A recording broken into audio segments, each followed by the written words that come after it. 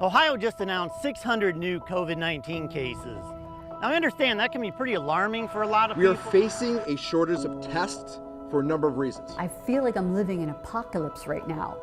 Three perspectives from three people who had to balance the outbreak of COVID-19 with the role the media would play.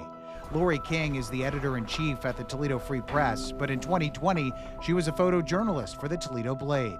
Life unfolded on my Instagram feed.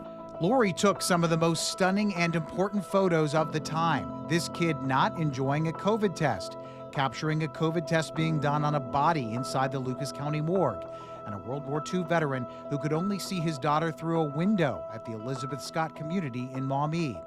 Lori says her most iconic photo was March 11th, 2020, a fan cheering a Toledo Walleye goal with empty seats all around him. Without the media, they would have known nothing. They wouldn't have known to wear a mask.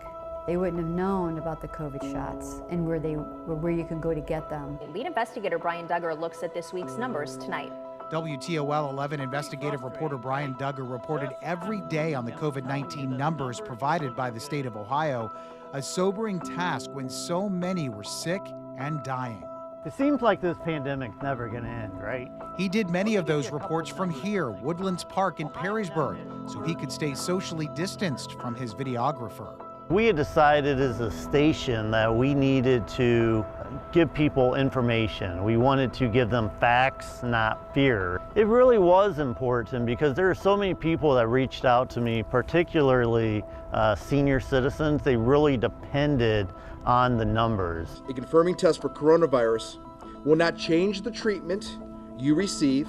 That was former Toledo Lucas County Health Commissioner Eric Skajinski giving one of his many updates on COVID to the public.